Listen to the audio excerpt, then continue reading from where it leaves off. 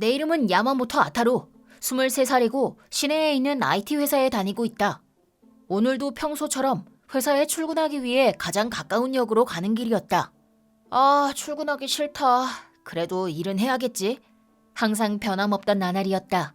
그치만 나는 인생 처음으로 사고가 나는 걸 눈앞에서 보고 말았다. 위험해!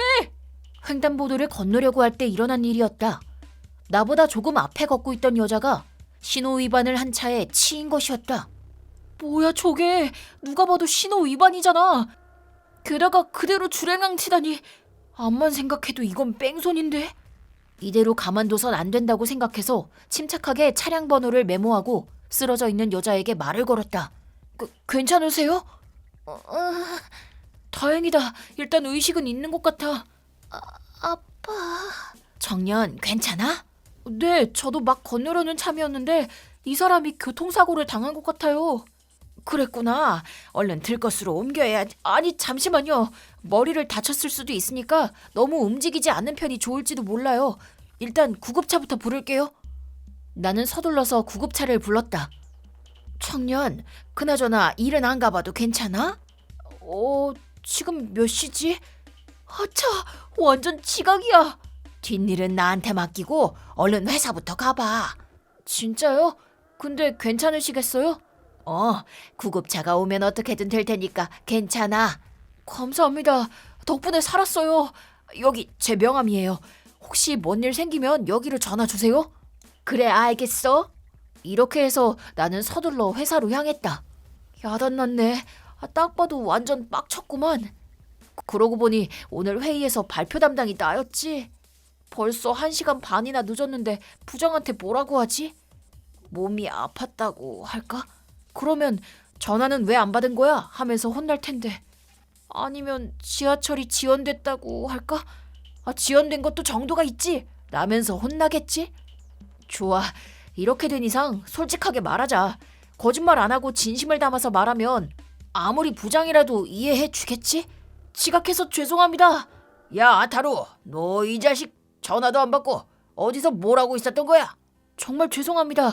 아침부터 여러 가지 일이 있어서. 오늘 네가 발표를 맡은 회의가 있었던 거 알아 몰라? 너 때문에 대체 몇 명이 피해를 본 건지 알아? 정말 죄송합니다. 그래서 뭔 일이 있었던 거야? 이유는 한번 들어보자. 그게 교통사고를 당한 여자를 도와주느라.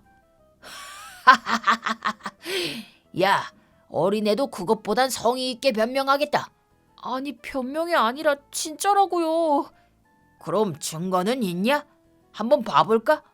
증거는 없지만. 그렇게 금방 들킬 거짓말로 변명해서 나를 속일 생각이었나? 아니, 진짜라니까요. 그렇다 치더라도 회사에 먼저 연락하든가 여러 방법이 있었을 것 아니야. 네, 그건 그렇지만 눈앞에서 사람이 쓰러졌다니까요. 그걸 보니까 머리가 제대로 안 돌아가서. 요령 없는 건 진짜 알아줘야 된다니까. 회사 일도 똑바로 못하고 완전 짐짝이라니까, 짐짝. 네? 영업 성적은 똑바로 내고 있잖아요. 그리고 그거랑은 별 상관없는 얘기잖아요. 업무를 대하는 태도가 그딴 식이니까 지각한 주제에 거짓말이나 하고 결국엔 내 머리 위에 기어 오르려고 하겠지. 그러니 내가 페널티를 주는 게 맞겠지. 아니, 이해가 잘 안 되는데. 너 다음 주부터 지방부서로 가. 네? 전혀 이해를 못 하겠는데요. 저 이제 겨우 2년 차라고요. 현실적으로 힘든 거 아시잖아요. 힘들긴. 이게 다 네 근무 태도가 나빠서 그런 거 아니야. 솔직히 나도 지금 네가 처치 곤란한 상태라고. 제가 업무 성적은 제대로 내고 있다고 했잖아요. 그리고 부장님한테 인사 권한이 어딨어요. 내가 회사 상층부한테 듬뿍 사랑받고 있거든. 말만 하면 융통성 있게 해결해 주실 거야. 그래서 당신 밑에 있는 사람들은 유난히 인사이동이 잦았던 거군요. 당연하지. 마음에 안 드는 놈은 내 밑에 둬봤자 아무 쓸모 없잖아. 드디어 본성을 드러낸 건가? 뭐 지방에서 한번 열심히 해보라고. 아마 2번 다시 만날 일은 없을 거야. 이 자식, 이대로 끝날 거라 생각하면 오산이다. 언젠가 철저하게 짓밟아주겠어. 이렇게 해서 나는 부조리한 이유로 좌천당했다. 그리고 다음 주 지방부서로 갈 날이 왔다. 대체 왜? 나는 사람을 구한 죄밖에 없는데 진짜 이해가 안 가네. 아타루 미안해. 내가 도움이 됐다면 좋았을 텐데. 아니야, 내가 부장님 앞에서 뭘 어쩌겠어. 언젠가 돌아오면 그때 술이나 한잔 하자. 사이좋게 지냈던 동료들과 이별을 고하고 회사를 나오려던 그때였다. 잠시만요. 여기 야마모토 아타루라는 사람 있나요? 전데요. 무슨 용건이세요? 당신이 야마모토 아타루였군요. 당신을 찾고 있었습니다. 어이쿠야, 요시다 사장님 아니십니까? 일부러 저희 회사까지 찾아오시다니 어쩐 일이십니까? 요시다 사장님? 설마 저희 회사 협력업체 사장님? 하하하하, 맞아요. 그치만 너무 걱정 말아요. 오늘은 당신한테 감사의 말을 전하려고 온 거니까요. 감사요? 당신 교통사고를 당한 여자를 구해준 적이 있죠? 네, 요전에... 아니, 그걸 어떻게 아세요? 사실 그 애가 제 딸이거든요. 뺑소니 당해서 쓰러져 있던 걸 당신이 도와줬단 말을 들었습니다. 오늘은 그에 대한 감사의 말을 전하러 온 겁니다. 진짜요? 사장님의 딸이었군요. 따님 상태는 좀 괜찮은가요? 네, 상처는 아직 남아있지만 목숨에 지장은 없어요. 그거 참 다행이네요. 계속 걱정하고 있었거든요. 당신같이 속 깊은 사람이 우리 협력업체에서 일하고 있다니 기분 좋네요. 어때요? 지금이라도 간단한 표창장이라도 주고 싶은데 사장실로 따라오지 않겠습니까? 그게요. 사실 곧 있으면 비행기 탑승 시간이어서. 비행기? 출장인가요? 아니, 그게 갑자기 지방부서로 좌천돼서요. 좌천? 네, 영업 성적도 제대로 내고 있고 회사에 충분히 헌신하고 있다고 생각했습니다만 제 옆에 계시는 나카모토 부장이 근무 태도를 문제 삼아 부당한 방식으로 좌천을 시켰거든요. 아니, 그게... 그리고 결국엔 제가 교통사고 당한 여자를 구해줬다는 것을 유치한 거짓말로 치부해버리더라고요. 아니, 그건... 진짜 너무하지 않나요? 저는 그저 이 회사에서 열심히 살아가고 싶었을 뿐인데. 나카모토 부장, 이게 대체 어떻게 된 일인가요? 아니, 이건 그게... 게다가 사장님, 제 말 좀 들어보세요. 나카모토 부장은 저 말고도 자기 마음에 안 드는 사람이 있으면 저처럼 전부 좌천시켰다니까요. 뭐라고요? 조사 결과 올해만 10명의 사원이 부당한 이유로 좌천당한 것 같더라고요. 너 이 자식 뭔 소리를 하는 거야? 사장님, 제가 다 설명드리겠습니다. 제가 하는 말도 좀 들어주십시오. 여기 아타루라는 직원은 어쨌든 지각이 잦았던 건 사실이고 그에 대한 변명으로 자주 거짓말을 했다고요. 네? 지각은 한 번밖에 안 했잖아요. 근무 기록표를 확인해보면 거짓말이란 걸 바로 알 수 있어요. 이것 봐요. 이 사람 자기가 유리한 방향으로만 말하고 있잖아요. 이런 남자가 하는 말을 어떻게 믿을 수 있겠습니까? 이 자식? 저는 아타루 사원이 좀 변하길 바라는 마음에 교육의 일환으로서 좀 더 고된 경험이 가능한 지방부서로 좌천을 보낸 것뿐입니다. 믿어주세요, 사장님. 아까부터 듣자 하니까 이 자식 적당히 좀 해. 거짓말을 하고 있는 건 당신 쪽이잖아. 자기 마음에 안 드는 부하 직원들을 철저하게 괴롭히고 윗사람들한텐 계속 아부나 떨고 쓰레기 같은 상사, 쓰레기 같은 인간. 아타루군, 진정하세요. 사실 우리 회사에서도 나카모토 부장의 안 좋은 소문은 다 알고 있습니다. 당신한텐 언젠가 처분을 내리려고 벼르고 있었습니다. 네? 그래서 하는 말인데 아타루군 대신 당신을 지방부서로 좌천시키려는데 어떤가요? 네? 거짓말이죠, 사장님? 거짓말이 아닙니다. 이렇게 우수한 부하 직원을 신용 못하다니 당신이 문제가 있는 게 아닐까요? 아니, 이 회사의 인사 권한은 내게 있습니다. 그 썩어빠진 본성을 고치기 위해서 당신이 내려가도록 하세요. 말도 안 돼. 제 얘긴 여기까지가 끝입니다. 자, 아타루군. 당신에겐 이번 일의 공적을 높이 사서 감사패를 주고 싶습니다. 사장실로 따라오겠습니까? 물론이죠. 그럼 나가모토 부장님, 안녕히 가세요. 두 번 다시 만날 일 없을 것 같으니 건강하세요. 젠장. 이렇게 해서 나카모토 부장은 나 대신 지방부서로 좌천됐다. 게다가 나쁜 소문이 이미 회사에 다 퍼져서 나카모토 부장은 극심한 스트레스를 받고 스스로 사직서를 냈다. 현재 젊은 사람들 속에 섞여서 구직 활동을 하고 있는 것 같다. 50대 아저씨나 돼서 꼴 좋다. 참고로 나는 요시다 사장님의 마음에 들어서 협력업체의 영업부서에서 일해달라는 고마운 제안을 받았다. 솔직히 급여 면에서 대우가 좋아서 수입이 많이 올랐다. 물론 여기엔 나카모토 같은 쓰레기 상사도 없어서 스트레스도 안 받고 일하고 있다. 다들 주변에 곤란한 사람이 있다면 무조건 손 내밀어 도와주자.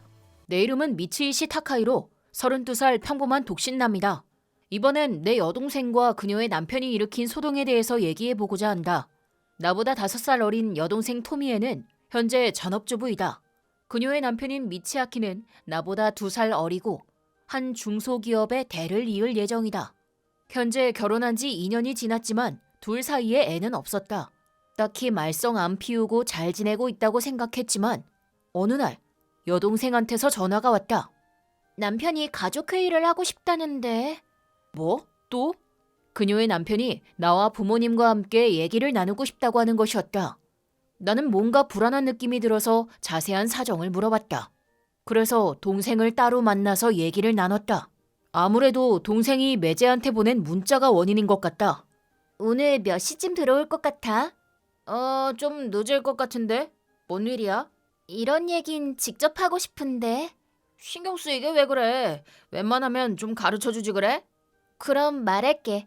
요즘 생리가 안 나오거든. 그래서 뭔가 이상하다 싶어서 산부인과에 가서 검사를 받고 왔어. 그거 설마...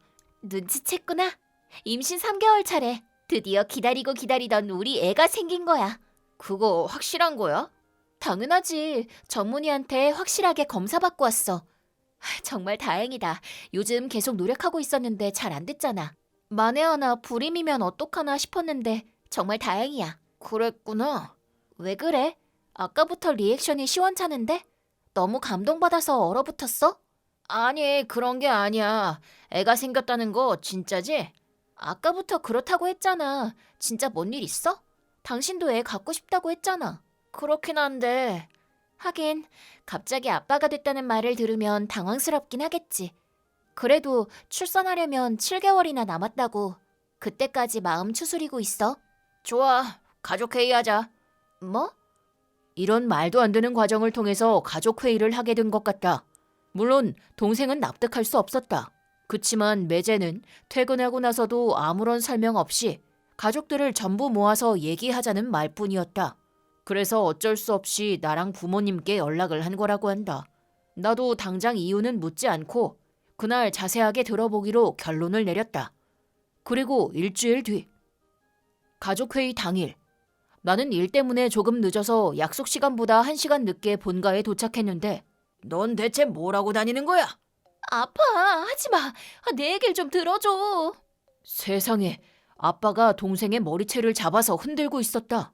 나는 당황해서 아빠를 떨어뜨리고 일단 동생을 매제한테 보내고 나서 뭔 일이 있었던 건지 물었다. 본가에 부모님과 여동생 부부가 모이자 매제가 입을 열었다. 따님이 임신을 했다는데 그건 제 애가 아닙니다. 왜냐하면 저희는 반년 이상 부부관계를 맺은 적이 없기 때문입니다. 한마디로 동생이 불륜을 저지르고 외간 남자의 애를 품었다고 주장했다. 그걸 들은 부모님은 대격분했다. 열받은 아빠가 동생의 말은 듣지도 않고 방금 전처럼 폭력을 휘두른 것이었다. 그리고 동생과 같이 방에 들어가서 다시 얘기를 들어봤지만 관계라면 제대로 했단 말이야. 나는 불륜 같은 거 한 적 없어.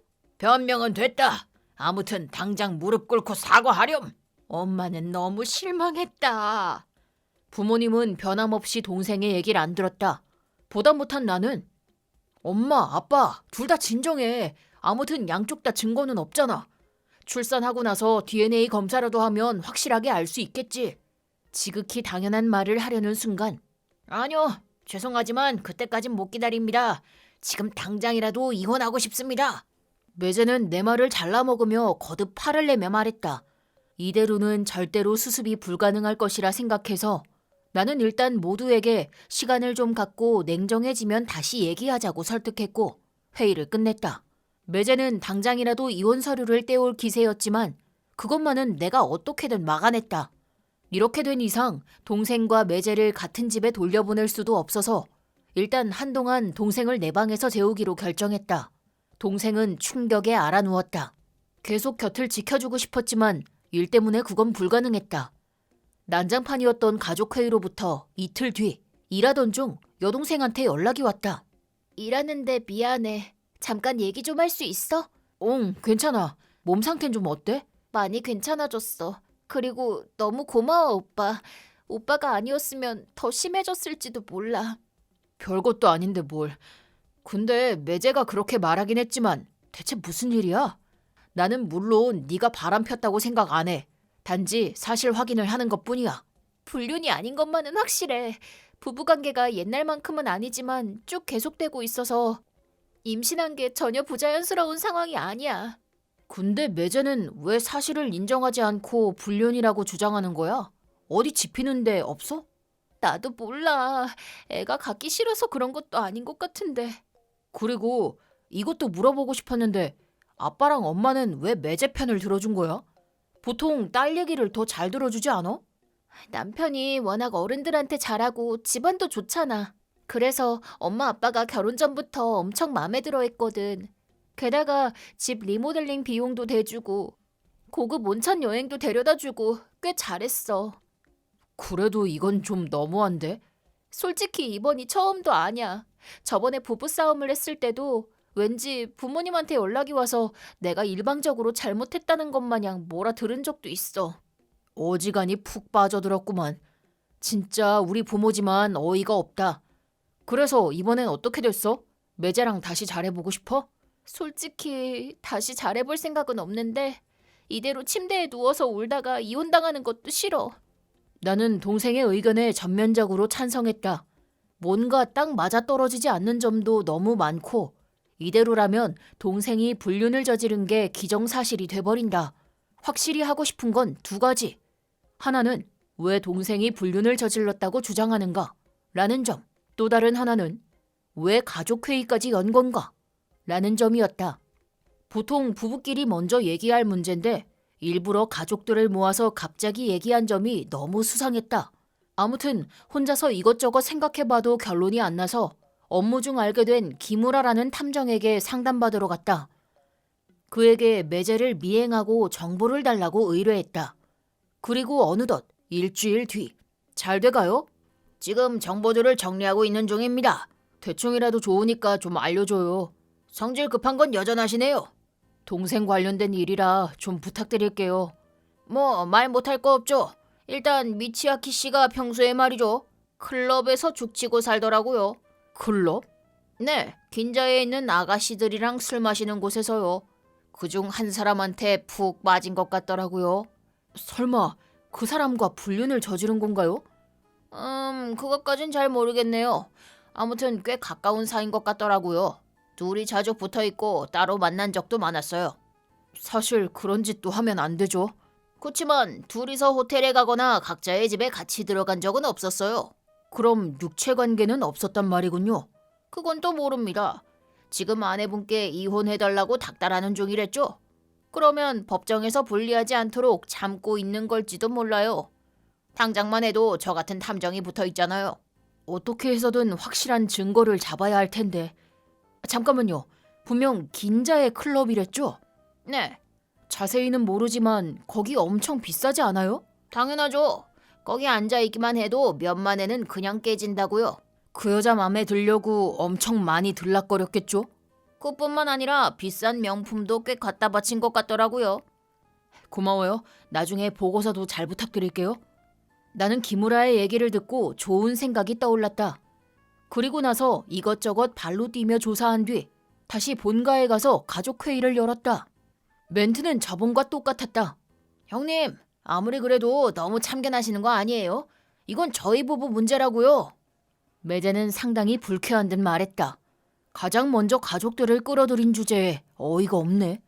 이번엔 오빠로서가 아니라 대리인으로서 말하는 거야. 나는 이번 이혼 소동에 대해서 토미에의 변호를 맡을 거야. 더 이상 뭘 숨기랴. 나는 이혼 문제를 주로 다루는 변호사다. 내 입으로 말하긴 뭐하지만 성적도 꽤 나쁘지 않다. 그리고 나는 김우라가 준 보고서와 사진을 모두에게 보여줬다. 일단 미치아키 씨는 1년 정도 전부터 레이나라는 술집 여자와 친하게 지내고 있는 것 같더군요. 매주 가게에 들러서 선물도 할 정도로 말이죠. 증거도 있어서 더 이상 발뺌할 수 없을 거라 생각한 매제는 그게 왜요? 돈도 많은데 클럽 정도는 갈 수 있잖아요. 뻔뻔하게 나가기로 한 것 같지만 문제는 긴자 클럽에 자주 드나들고 고급 명품을 선물할 돈이 어디서 났냐는 겁니다. 지금 미치아키 씨의 수입으론 불가능한 액수 아닙니까? 이게 바로 그의 약점이었다. 아니나 다를까 매제는 당황하면서 아무 말도 하지 못했다. 거기서 나는 더 몰아붙였다. 의뢰인의 협력을 통해 조사해봤습니다만 현재 두 사람의 저금융 계좌가 거의 제로에 가깝습니다. 의뢰인은 돈이 다 어디로 갔는지 전혀 짐작가는 게 없다는데 여기 손을 대신 것 아닙니까? 그렇다. 아니나 다를까 그가 자신의 부모님한테 결혼기념으로 받은 돈 그리고 동생이 결혼 전부터 조금씩 저축했던 돈을 모아둔 계좌의 돈에 손을 댄 것이었다. 그럼에도 그는 계속 뻔뻔하게 나왔다. 제 돈 제 마음대로 쓰겠다는데 상관없지 않아요? 그치만 내 비장의 수는 여기서부터였다. 그치만 계좌의 돈을 전부 다 쓴다고 해도 당신이 1년간 소비한 금액에 턱없이 모자랍니다. 그리고 어떤 분의 도움을 받아서 나머지 돈을 어디서 구했는지 알아냈습니다. 여기서 또 다른 사람이 등장했다. 아빠? 이 멍청한 놈이 뭐하는 짓이냐? 여기서 그의 친아빠가 등장. 여기선 차라리 매제가 일하고 있는 회사의 사장이라고 하는 편이 더 나을 것 같다. 경리를 통해서 자세하게 알아봤다. 아무리 그래도 회사 돈에 손을 댈 줄이야. 매제는 회사 돈까지 횡령해서 술집 여자에게 갖다 바치고 있었던 것이었다. 이쯤에서 정리를 한번 해보자. 일단 매제는 집에 있는 저축계좌뿐만 아니라 회사의 돈까지 횡령해서 레이나라는 술집 여자에게 갖다 바쳤다. 그 노력이 빛을 발한 건지 그의 진심이 통한 건진 모르겠지만 동생과 헤어지고 그녀와 새 출발하려고 했다. 그치만 거기엔 큰 문제가 있었다. 평범하게 이혼하면서 재산 분할할 때 집안의 돈을 거덜낸 것을 들켜버리고 말 것이다. 그러다 보면 언젠가 회사 돈을 횡령한 것까지 들키게 될 것이다. 그때 마침 동생이 임신했다는 소식을 알게 됐고 그걸 이용해서 불륜을 덮어씌우려고 했던 것 같다. 왜냐하면 두 사람은 부정행위가 있을 경우의 이혼은 재산 분할의 권리를 박탈한다 라는 혼전 계약서를 썼기 때문이다. 일부러 가족회의를 연 것도 매제의 편을 들어주는 부모님을 끌어들여 자기 편으로 만들기 위해서였겠지. 자신에게 힘을 보태서 기세를 몰아 얼른 이혼을 성립시키려는 계략이었을지도 모른다. 아무튼 빠져나갈 구멍이 없어진 그는 죄송해요. 두 번 다시 안 그럴게요. 자기 아빠한테 무릎 꿇고 용서를 구했다. 그치만 엄격한 그의 아빠는 그를 용서치 않고 경찰에 신고했다. 횡령액은 수백만이 넘어서 아무래도 빨간 줄을 긋게 될 것 같다. 부모님도 반성하며 동생한테 용서를 구했지만 미안하지만 당분간은 용서 못할 것 같아.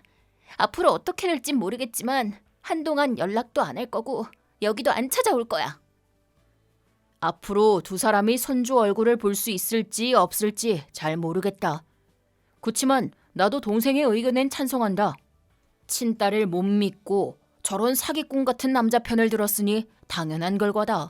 제 이름은 노마루 나노, 25살입니다.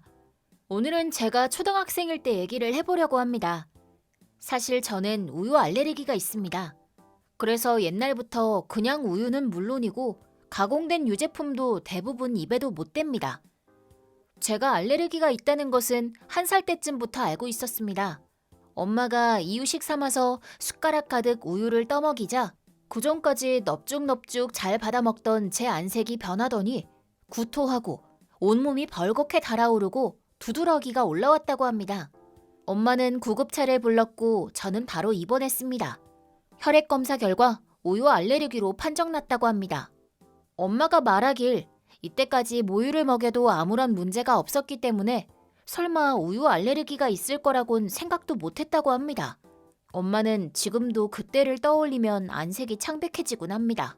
그래서 저는 어릴 때부터 사람의 젖과 소의 젖은 다른 거구나 생각했습니다. 초등학교 급식에는 우유가 반드시 나오는 곳도 많은 것 같은데 제가 다녔던 초등학교도 그랬습니다. 그치만 엄마는 과거의 경험을 살려 이 애에게 절대로 유제품을 먹이지 마세요 라고 강하게 어필하기 위해 입학식 때 학교에 설명한 것은 물론 새학기가 돼서 담임 선생님이 바뀔 때마다 교무실에 찾아가서 의사소견서를 보여주고 제 딸은 우유 알레르기로 입원한 적이 있습니다. 잘못 먹으면 아나필락시스 쇼크가 와서 목숨을 잃게 될 가능성이 있습니다. 편식하는 게 아닙니다. 단지 못 먹는 것뿐이라는 것을 이해해 주세요. 라고 정중히 부탁했습니다. 그 덕분에 모든 담임 선생님이 이해해 주셔서 저는 급식 먹을 때 못 먹는 것을 남기는 게 가능했습니다. 그치만 제가 초등학교 5학년일 때 떠올리기도 싫은 사건이 일어났습니다. 때는 봄, 담배정을 하면서 난생 처음 보는 사람과 친구가 되고 조금은 언니가 됐다는 기분을 만끽하고 있을 때였습니다. 당시 젊은 여자 담임 선생님이 임신해서 입덧이 점점 심해지면서 잠시 휴직하게 됐습니다. 그 대신 임시 담임 선생님이 왔는데 야바탄이라는 50대 정도 되는 여자 선생님이었습니다. 이 선생님은 음식 알레르기에 대한 이해도가 전혀 없었습니다. 그러던 어느 급식 시간, 우유 말고는 다 먹을 수 있겠다. 다행이다. 저는 식사 전 메뉴를 확인하고 항상 그랬듯이 우유를 가지고 앞으로 갔습니다. 배식은 한 판씩 통째로 돌렸기 때문에 모든 알레르기를 파악하는 것은 현실적으로 힘들었습니다. 그래서 아이들이 못 먹는 음식이 있다면 식사 전에 잔반 박스에 스스로 집어넣는 것이 룰이었습니다. 거기 들어있는 음식은 더 먹고 싶은 사람이 자유롭게 가져갈 수 있는 그런 구조였습니다. 그동안은 이전 선생님들이 항상 이해해줬기 때문에 우유를 잔반 박스에 넣어도 아무 말이 없었습니다. 그치만 야바타니 선생님은 달랐습니다. 잠깐만, 나노. 우유를 왜 안 먹니? 네, 저는 우유를 못 마셔요. 야바타니 선생님은 올해 막 담임을 맡은 데다가 임시 담임이니까 내가 알레르기가 있다는 사실을 모르나? 라는 생각이 들었습니다. 우유 알레르기가 있어서 함부로 마시면 안 된대요. 그건 이미 들어서 알고 있어. 네? 그럼 왜 물어보는 거지? 내가 묻고 싶은 건 왜 마실 노력조차 안 하냐는 거야. 아니 그러니까 마시면 안 된다고 했잖아. 해골마크가 그려진 병 속의 내용물을 누가 마셔? 나한텐 그거랑 동급이란 말이야. 엄마가 마시면 아나필락시스 쇼크가 올 수 있다고 해서요. 그건 최악의 상황일 때잖니. 아나필락시스 쇼크 같은 건 그렇게 쉽게 안 일어난단다. 벌한테 쏘인 것도 아니고 말이야. 그치만 의사 선생님도 마시지 말랬는데. 의사 핑계 대면 넘어갈 줄 알았어? 하여튼 요즘 애들은 뭐만 하면 바로 남 탓부터 한다니까. 야바타니 선생님은 그 후에도 계속 열변을 토했지만 아무리 그래도 못 먹는 건 못 먹는다고요. 저는 그날 집에 가서 엄마한테 야바타니 선생님이 했던 말을 들려줬습니다. 그러자 뭐 그런 무책임한 사람이 다 있어? 라고 화내시면서 바로 학교에 연락해 주셨습니다. 학생 주임 선생님이 야바타니 선생님한테 잘 말씀해 주신다는구나. 그러니 나노 내일은 안심하고 학교에 다녀오렴? 엄마 고마워. 만에 하나라도 다른 얘기가 나오면 바로 엄마한테 말하렴. 응. 다음 날 학교에 가자 학생 주임 선생님이 저를 따로 불러 세웠습니다. 선생님이 얘기하길 야바타니 선생님이 임시 담임이 됐을 때 제 알레르기에 대해 이미 전달했지만 아무래도 지식이 조선시대에 멈춰 있어서 좀처럼 이해시키기가 어려웠다고 합니다. 어른들은 머리가 금방 굳는구나. 그렇게 생각하면서 교실에 들어가자 야바타니 선생님이 이미 안에 있었는데 저를 노려보고 있었습니다. 그 눈빛은 분명 나 때문에 혼난 것에 대한 원망 섞인 눈빛이었습니다. 무서워. 내가 뭘 잘못했다고. 초등학교에선 보통 담임 선생님이 전 과목을 가르칩니다. 그날 야바타니 선생님은 툭하면 저를 지목해서 배우지도 않은 범위의 어려운 문제를 풀게 하거나 국어 시간에 읽기를 시키면서 멍청하긴. 너 때문에 반성적이 떨어지는 거 아니야? 라고 혼내면서 노골적으로 저를 미워하기 시작했습니다. 그치만 가장 힘들었던 건 가정 시간이었습니다. 자, 그럼 오늘은 음식과 영양에 대해 설명하겠습니다. 원래라면 저번 주에 이어서 재봉 수업을 해야 하지만 야바타니 선생님의 재량으로 갑자기 수업 내용이 변경됐습니다. 딱 봐도 저를 괴롭히기 위한 것이 분명했습니다. 우리 몸은 먹은 음식으로 이루어져 있어요. 고기나 생선이나 야채 같은 것들이요. 그 중에서도 가장 영양분이 많아서 선생님이 꼭 먹어줬으면 하는 게 우유랍니다. 우유 좋아하는 사람? 저요. 다들 멋진 걸? 한 명만 빼고. 저는 의기소침해져서 고개를 숙였습니다. 우유는 말이죠. 여러분이 살아가기 위해 꼭 필요한 영양분이 가득 들어있답니다. 단백질이나 지방, 칼슘 같은 게 들어있는 건 다들 알고 있죠? 우유에 대한 설명이 끝나자 야바타니 선생님은 그럼 여기서 문제. 퀴즈를 내기 시작했습니다. 소고기를 먹는다고 소가 되진 않고 생선을 먹는다고 생선이 되진 않습니다. 왜 그럴까요? 몸속에서 다 소화되니까요. 맞아요. 정답. 우리 몸속엔 효소라는 것이 있는데 그게 음식을 분해하고 인간의 세포를 새로 만든답니다. 그치만 몸속에 이 효소가 없어서 특정 음식을 못 먹는 사람이 있답니다. 그런 사람을 뭐라고 할까요? 그 질문에 반 애들 모두가 고개를 갸웃거렸다. 저도 정답을 몰랐습니다. 그러자 야바타니 선생님은 씩 웃으면서 터무니없는 말을 이어갔습니다. 정답은 바로 결함품이랍니다. 결함품이라고? 원래라면 먹을 수 있지만 효소가 없다는 결함이 있어서 못 먹는 사람. 그런 사람을 두고 한마디로 결함품이라고 부른답니다. 저는 너무 충격을 받은 나머지 수업의 뒷내용은 전혀 귀에 들어오지 않았습니다. 우유를 못 먹는 게 나 때문인 것도 아닌데 결함품, 결함품이라니 너무한 거 아니냐고. 게다가 그날 급식은 마치 지옥 같았습니다. 반 남자애들이 못 먹는 건 결함품이라고 놀려서 우유를 잔반 박스에 넣으러 갈 수가 없었습니다. 그러자 3학년 때부터 같은 반이었던 뮤우가 제 옆에 와서 단호 같이 내려갈래? 그치만 우유 못 먹는 게 너 때문인 것도 아니잖아. 나도 갑각류 못 먹어. 오늘 급식을 보니 메인 반찬에 새우가 들어있었습니다. 나도 무서워서 그런데 같이 안 갈래? 뮤우도 결함품이란 말을 듣고 상처를 받았던 것입니다. 가자. 그래도 이건 아니야. 저는 우유랑 오늘 간식으로 나온 치즈를 들고 일어서서 뮤우랑 같이 잔반 박스로 갔습니다. 나노, 게다가 뮤우 너까지? 오늘 선생님이 한 말 못 들었니? 그치만 진짜 못 먹는단 말이에요. 저도 걔랑 새우 못 먹어서 맨날 남겼단 말이에요. 그러자 그걸 본 남자애들이 잘 걸렸다는 듯이 결함품, 결함품, 누구누구는 결함품이래요. 합창을 하기 시작했습니다. 야바타니 선생님은 타이르는 척 하긴 했지만 분명 씩 웃으면서 더 하라는 표정을 짓고 있었습니다. 먹어보면 생각보다 괜찮을 거야. 한번 시도해보지 않을래? 결함은 극복해야 하지 않겠니? 그치만 결함품, 결함품이래요. 뮤우를 보니 얼굴이 창백해지고 부들부들 떨면서 당장이라도 국물을 입에 댈 것 같았습니다. 뮤, 안 돼. 저는 뮤우의 손을 꽉 잡았습니다. 그러자 손에 들고 있던 반찬이 바닥에 와장창. 뮤우가 무심코 몸을 날려 국물에 안 닿으려고 하는 것을 보고 진짜 새우랑 게를 무서워하는구나 생각했습니다. 아니, 음식을 함부로 버리다니. 너희들은 결함품일 뿐만 아니라 비상식적이기까지 하구나.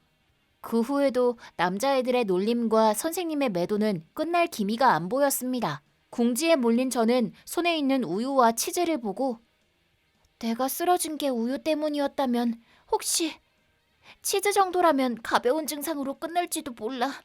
너희는 벌칙으로 음식 남기기 금지야. 알겠어요. 저는 조심스럽게 치즈 조각을 들고 입에 가져갔습니다. 무서워. 이러다가 잘못되면 어떡하지? 엄마. 나노, 안 돼. 이번엔 뮤우가 저를 막아서려고 했습니다.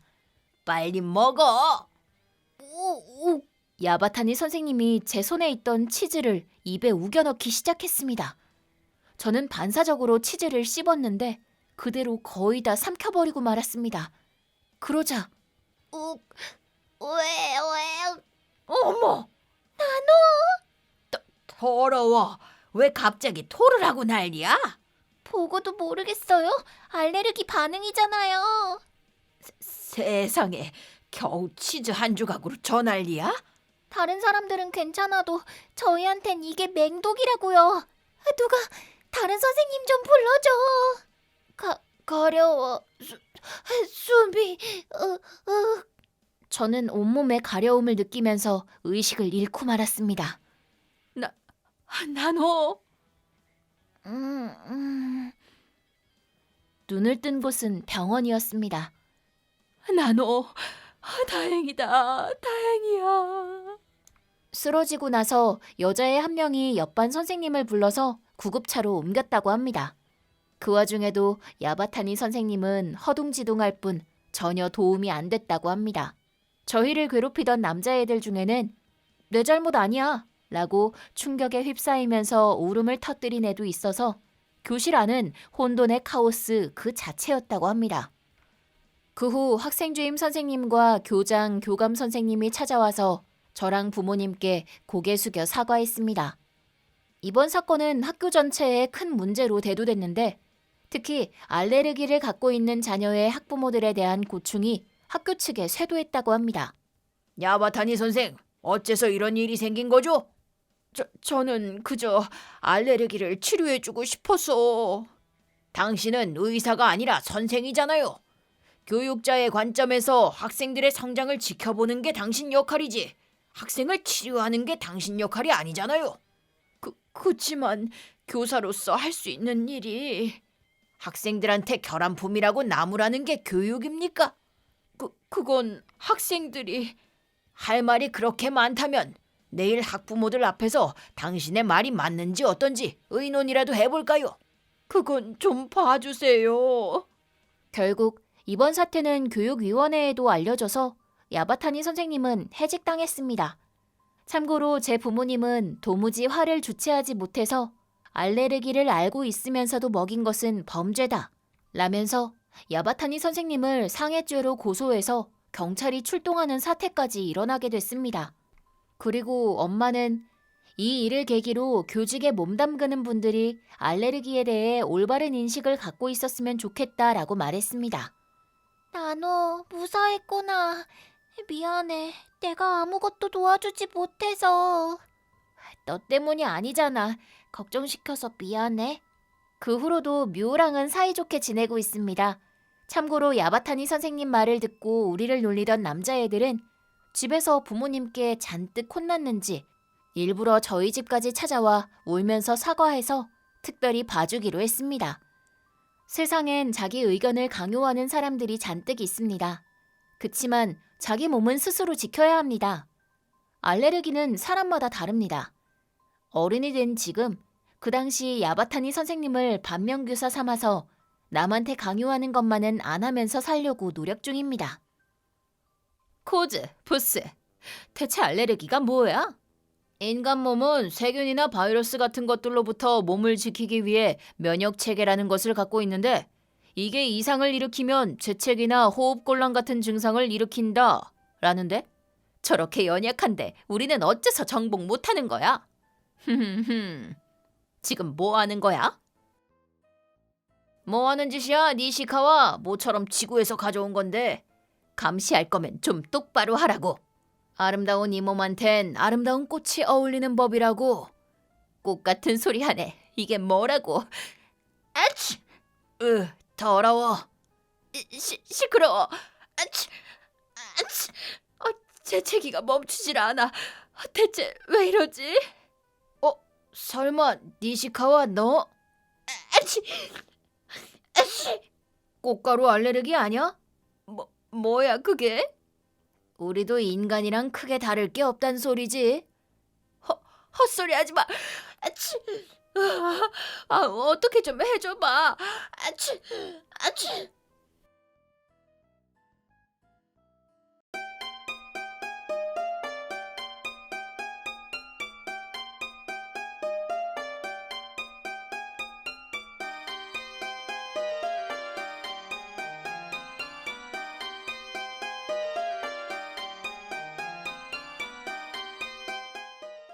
제 이름은 사치우스 하나요이고 30살입니다. 태어날 때부터 남들보다 불행한 편인 걸 빼면 어디에나 있는 전업주부입니다. 어릴 때부터 밖에 나갈 때마다 비가 내리고 길을 걸을 때마다 바나나 껍질에 미끄러지고 수능 칠 땐 폭설로 인해 시험장에 늦게 도착해서 일지망학교에 광탈하고 성인이 된 후에도 복사기를 수없이 고장내는 나날을 보내고 있습니다. 그치만 이 정도면 신도 저를 불쌍하게 여긴 건지 사회에 나온 지 2년차 됐을 때 운명의 상대를 점 찍어주셨습니다.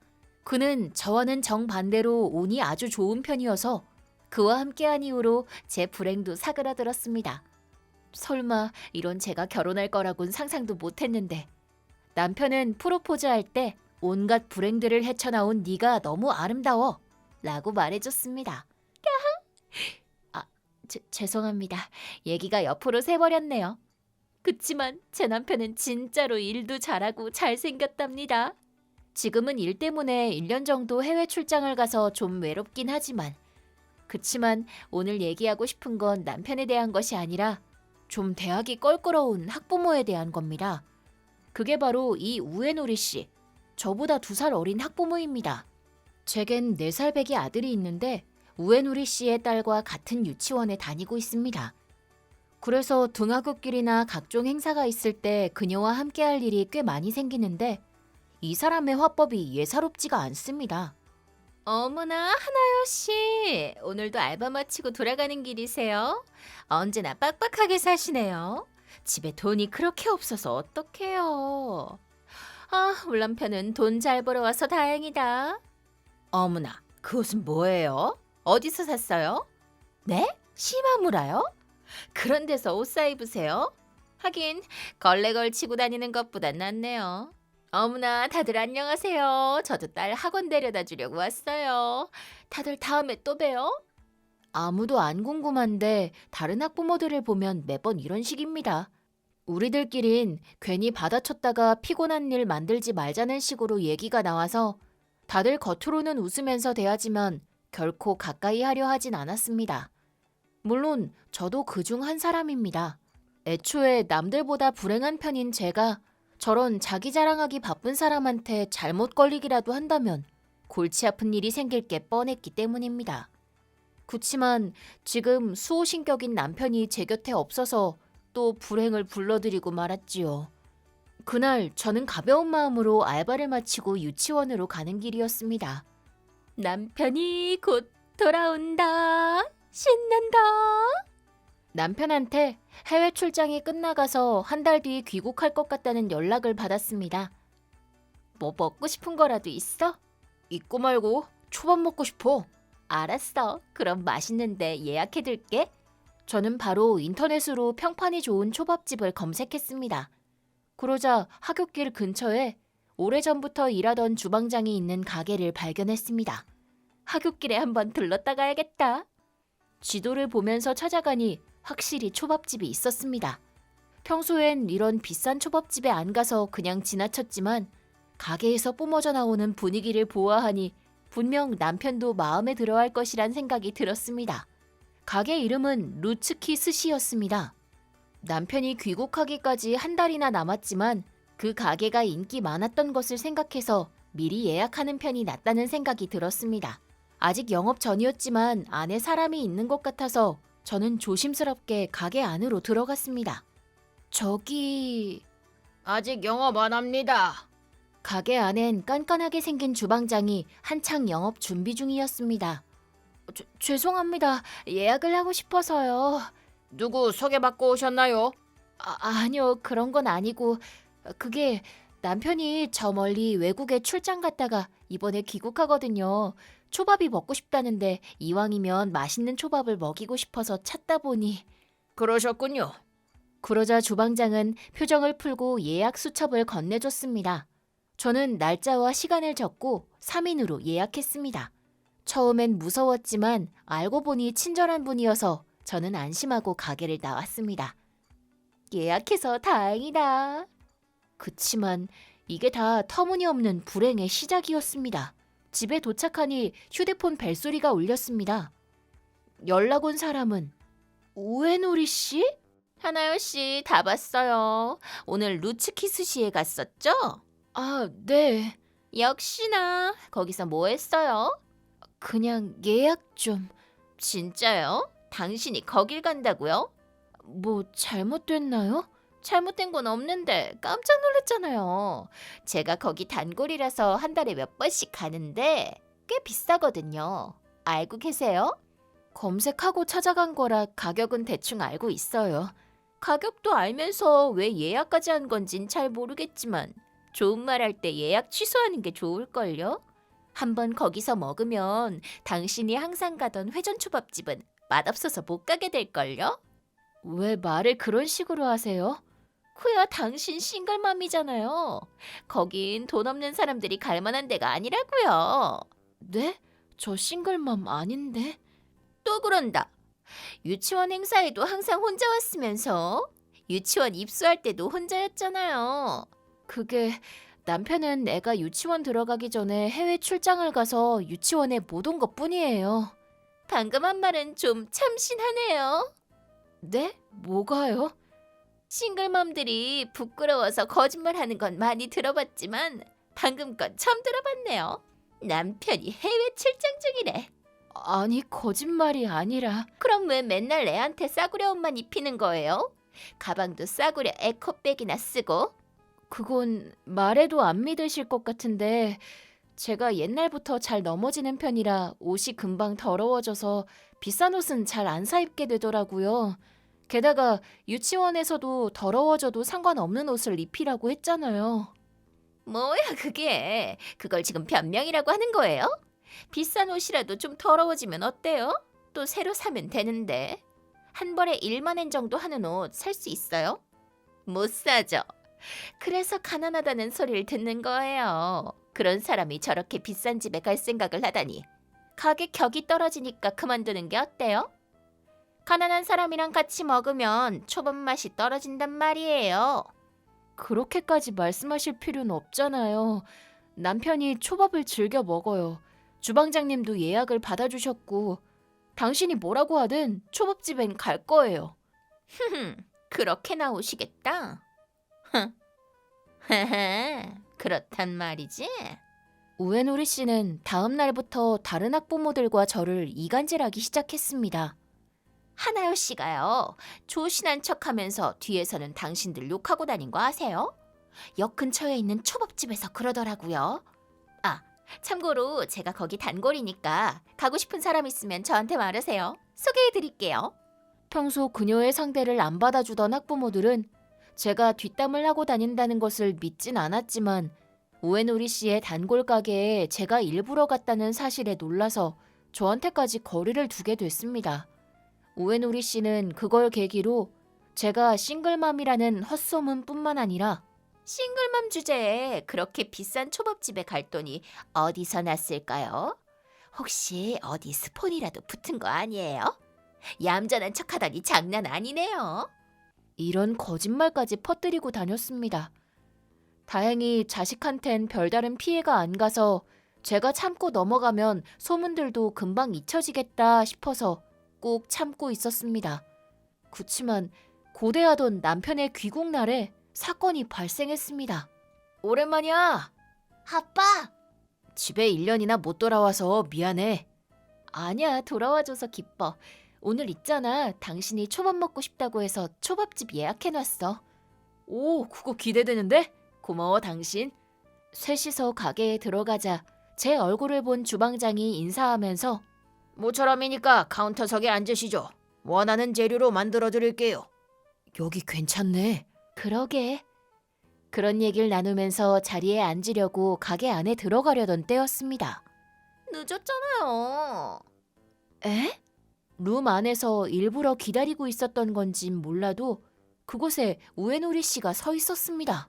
진짜 남자를 데리고 왔네.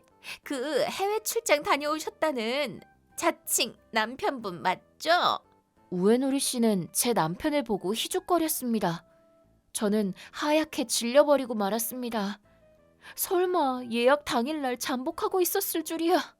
여보, 누구야? 저는 의아해하는 남편 앞에서 허둥거렸습니다. 그게... 안녕하세요. 같은 유치원 학부모인 우에놀이라고 해요. 아, 그러셨구나. 저희 가족이 항상 신세 많이 지고 있습니다. 아니에요. 아버님이야말로 고생이죠. 뭐가요? 제 남편을 진짜 스폰서라고 생각한 우에노리 씨는 저를 엿먹이기 위해 대화를 이어나갔습니다. 어떻게 하면 이 사람처럼 자기가 생각한 것만 믿고 살 수 있을까요? 그야 여기 싱글맘한테 돈 꽤나 쓰셨을 거 아니에요? 이 사람 어디가 그렇게 좋아요? 가슴도 작고 얼굴도 평범하고 애까지 딸렸잖아요. 저런 사람 스폰한다는 게 도저히 이해가 안 가서요. 그러자 남편은 머리 위에 물음표를 잔뜩 띄우고 저를 쳐다봤습니다. 저는 반울상이 돼서 남편한테 저런 말 한 적 없다고 했습니다. 그런 와중에도 우에노리 씨는 자기가 돈 많은 사람인 양 못하면 자기가 내주겠다고 하면서 가게 분위기가 점점 안 좋아지기 시작했습니다. 저기 뭔 착각을 하고 계신 건진 잘 모르겠지만 저는 진짜 하나요의 남편이고 이 애도 제 애예요.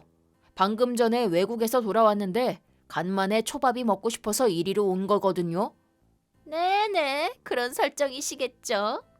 하나씩 설명하려던 그 순간이었습니다. 우에노리 씨, 오늘 꽤 즐거워 보이시는 건 알겠는데 그쯤 아시죠? 네? 아니 주방장님, 왜 저한테 화를 내세요? 이분들이 오랜만에 일식을 먹으려고 저희 가게를 찾아주셨는데 당신 때문에 이 가족의 하루가 완전 엉망이 됐잖아요.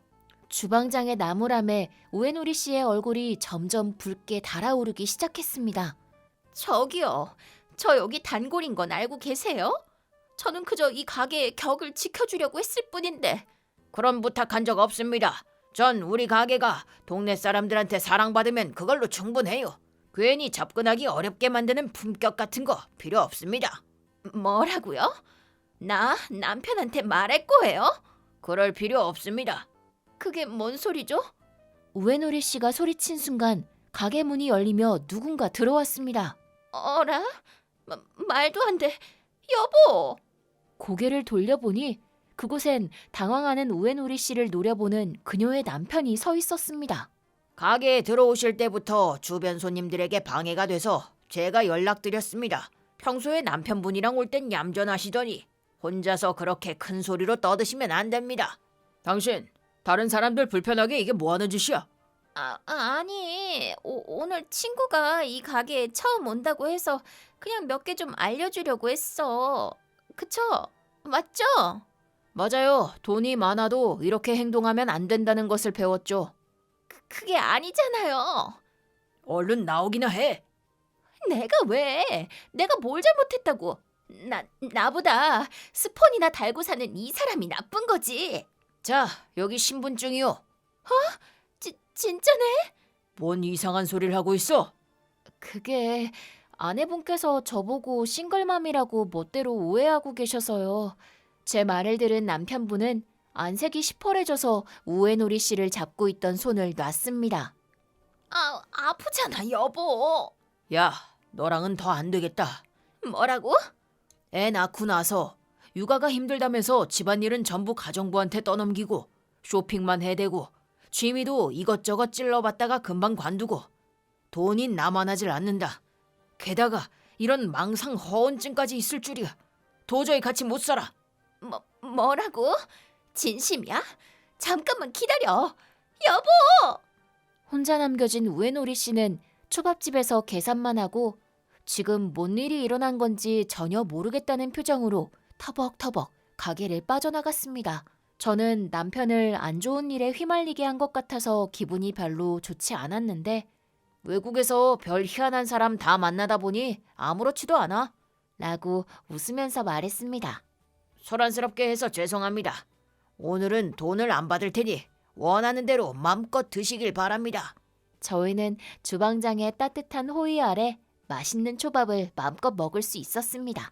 참고로 나중에 얘기를 듣자 하니 우에노리 씨는 남편이 본격적으로 이별을 요구하기 시작해서 상당히 큰일 난 것 같습니다. 남편이 화가 나서 내 얘기를 전혀 듣지 않아요. 당신이 말 좀 잘해주면 안 돼요? 그날은 제가 조금 오해한 것 뿐이라고요. 마치 제가 도와주는 게 당연하다는 듯이 얘기하는 그녀의 모습에 가슴 깊숙이 놀랐습니다. 아마 이 사람은 이렇게밖에 생각 못하는 사람이겠구나 싶어서 이유도 묻지 않고 한마디만 했습니다. 저희가 그럴 사이는 아니잖아요? 그 말만 하고 얼른 자리를 피했습니다. 우에노리 씨는 결국 이혼하고 집에서도 쫓겨났다고 합니다. 양육권을 남편분이 갖게 된 건 다행이지만 우에노리 씨는 시골에 있는 본가로 내려가서 사정을 듣고 분노한 부모님께 매일같이 혼나고 있다는 것 같습니다. 쇼핑을 할래야 돈도 없고 주변에 가게도 없어서 매일같이 칭얼대고 있다고 하는데 다 자업자득인 것 같습니다. 한편 저희는 다시 셋이서 생활을 시작했습니다. 사이가 멀어졌던 학부모들도 행사에 참여하는 남편을 보고 다시 제게 마음을 열어서 다행입니다. 엄청 불행한 일이 있었지만 똑부러진 남편과 친절한 주방장 덕분에 살았습니다. 저는 오늘도 너무 행복합니다. 진짜 모처럼 잘 풀린다 싶더라니. 시골의 깨끗한 공기 때문에 바이러스가 정화되고 있어. 이게 다 그 주방장 때문이야. 비겁하게 남편한테 꼰지르긴. 네. 이런 때 뭐 하는 거야? 로츠키 스시에 배달시켰어. 넌 자존심도 없냐? 맛있어. 녹네, 녹아. 오, 진짜로? 이번만 특별히 봐주지. 변덕스럽긴. 내 이름은 야마모토 아타루. 대학교 2학년이다. 알바도 하고 절약하면서 자취 중인데 이런 내 평화로운 캠퍼스 라이프에서 언제나 기분을 망쳐놓는 동기가 한 명 있는데. 안녕? 왔네. 오늘 수업 말이야. 그건 그렇고 이것 좀 봐. 어제 또 사버렸어. 엑스트라랑 니케 콜라보. 오, 멋있다. 이거 얼마게? 2만 엔 정도? 에이, 장난치는 거야? 진지하게. 30만. 뭐? 30만? 원이 아니라 엔으로? 무슨 소리야, 썰렁하게. 그렇게 비싸? 대단하다. 뭐 가치를 아는 사람한텐 하나도 안 비싸지만 오히려 저렴할 정도지. 그렇구나. 이 녀석은 타카시. 집이 부자인지 언제나 비싼 브랜드 신상 옷을 입고 자랑을 내댄다. 아타루, 여기야 여기. 으아, 안 돼. 마주쳐버렸다. 옆에 앉아. 고마워. 에? 그냥 우동이네. 왜? 이번 달에 돈이 없어서 알바비 들어올 때까진 아껴야 해. 근데 겨우 수백엔 아껴서 의미가 있어? 겨우 수백엔이라니. 이쪽은 그것도 큰데. 근데 더 안 먹어? 입맛 없어? 그게 이 학식 너무 맛없어서 오랜만에 왔는데 역시 난 못 먹겠다. 그래? 나한텐 학식도 만찬인데. 너 평소엔 점심 뭐 먹어? 큰 길에 있는 패션이라는 카페에서 런치 먹어. 진짜? 고급이네. 커피가 맛있거든. 더블 에스프레소 2,000엔. 비싸다. 무난하지. 너는 맨날 여기서 먹어? 나는 보통 여기서 우동이랑 내가 만든 주먹밥 먹어. 주먹밥도 만들어서 와? 진짜 웃기다. 뭐 어때서? 근데 나도 주먹밥 좋아해. 여기 알아? 갓포키쇼. 타다시마야 백화점 지하에 있는데 하루 10개 한정인 한 개당 2,000엔짜리 주먹밥이야. 이거 진짜 맛있어. 최고급 쌀을 사용하고 재료도 고급 와규 같은 거거든. 너도 진짜 꼭 먹어봐. 아니야, 난 내가 만든 주먹밥이면 돼. 그리고 이것 봐. 얼마 전에 에비스의 로브슌에 갔거든. 대단하다. 최고급 프랑스 요리 레스토랑이지? 뭐 별로 대단한 건 아니지만. 그래도 코스면 10만 엔 정도잖아. 내 몇 달치 식비인데.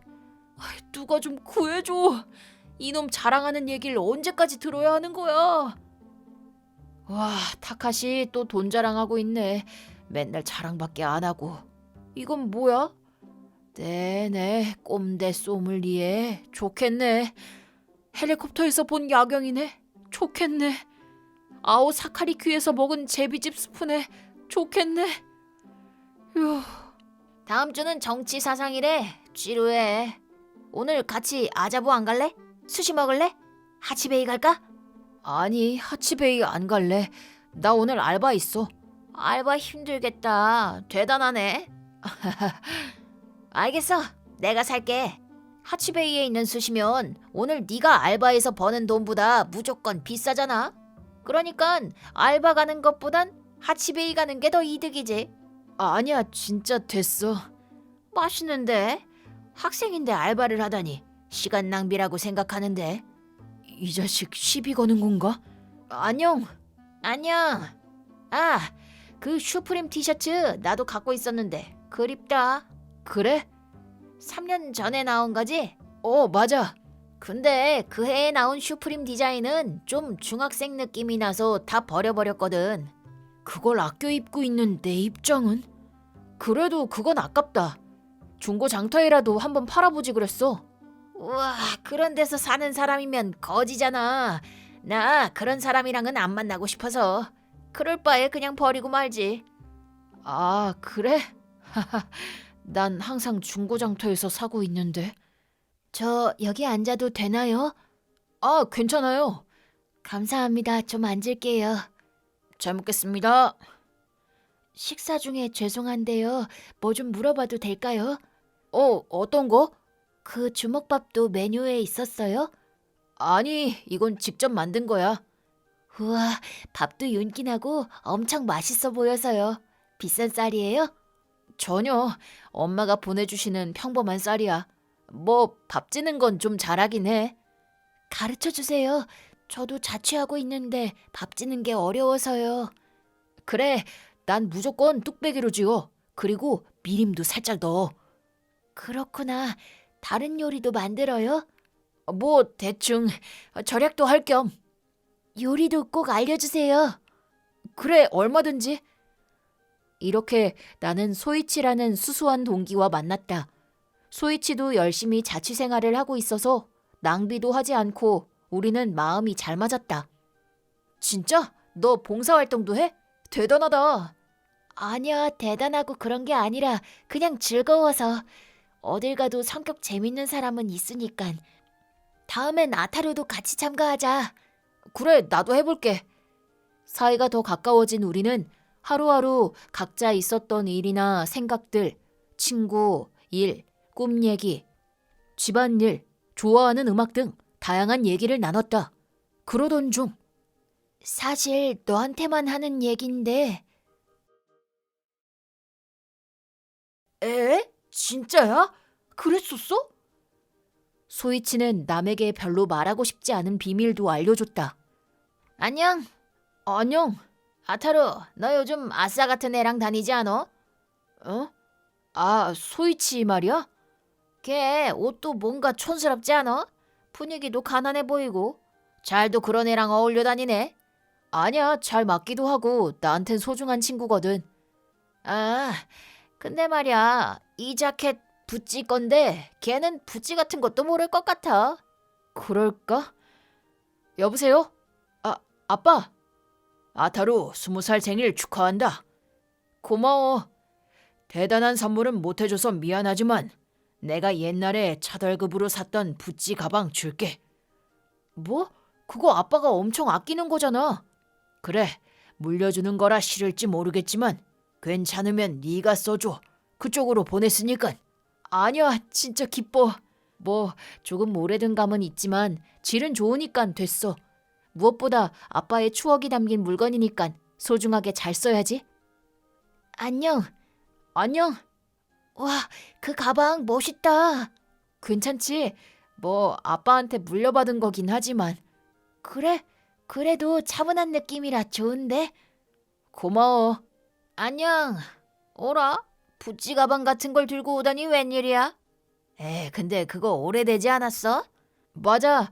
아빠가 옛날에 쓰던 걸 생일 선물로 주셨어. 뭐? 생일 선물로 중고 가방을? 아, 진짜로? 뭐가 그렇게 웃겨? 아이, 미안. 너무 참신해서. 야, 그래도 나라면 창피해서 그런 거 못 들고 다녀. 뭐? 왜? 그래도 부찌면 좋은 가방이잖아. 그렇다고 해도 물려받거나 중고로 받는 건 절대 못 쓰지. 난 신상 가방이 갖고 싶거든. 근데 그거 진품 맞아? 짝퉁 아냐? 진품 맞아. 아빠가 직접 매장에 가서 사신 거야. 그래도 아타루 아버지는 아무리 추억의 물건이라고 해도 그런 더러운 낡은 가방을 자식한테 주다니 제정신이 아닌 것 같아. 말을 그런 식으로. 그도 그럴게. 아타루가 낡은 옷을 입거나 주먹밥을 만들어서 오거나 알바까지 해가면서 고생하는 건 부모 탓이잖아. 부모가 노력을 안 하니까 자식이 고생하고 가난의 연속이잖아. 악순환이네. 최악의 부모네. 불쌍해라. 너 적당히 해. 듣자 하니까 남의 부모를 욕하고 있어? 우리 부모님은 최선을 다해서 날 키워주셨단 말이야. 돈 좀 있다고 어쩌란 거야. 잘난 척이나 하고. 어차피 네가 번 돈도 아니잖아. 돈 벌어본 적도 없는 주제에 입만 살아가지고는. 아니, 근데 사실대로 말한 거잖아. 뭐? 아직도 헛소리냐? 저기 혹시 이 가방 올드부치 초레어 상품 아니야? 뭐? 야야, 설마 그럴 리가 없잖아. 아니야, 이거 무조건 맞아. 타카시 명품 그렇게 좋아하면서 모르겠어? 뭐? 네가 뭘 알아? 촌스러운 거지 주제에. 뭐? 거지? 얘는 사실 아니야. 아타루 말해도 괜찮아. 하지만 괜찮대도. 뭐야?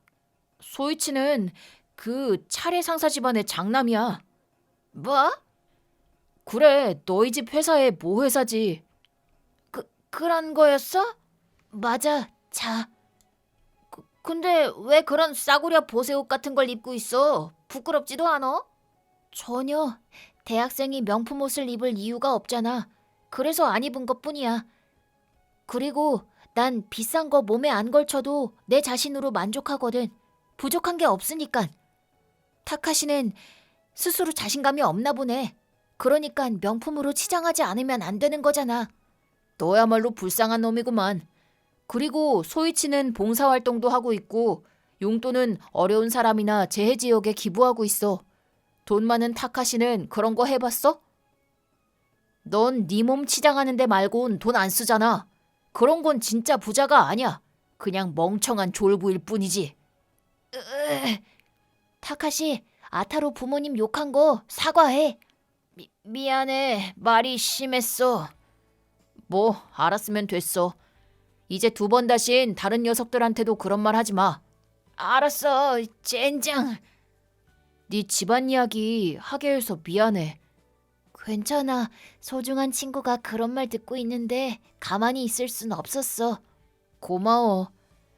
그 후 타카시는 완전히 얌전해졌고 옷차림도 씀씀이도 수수해졌다.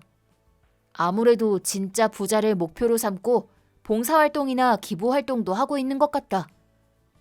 그리고 소이치는 나와 같은 곳에서 알바를 하게 됐고 성실한 모습으로 좋은 평가를 받고 있다. 아타루, 아싸! 시급이 50엔 올랐어. 대단하다.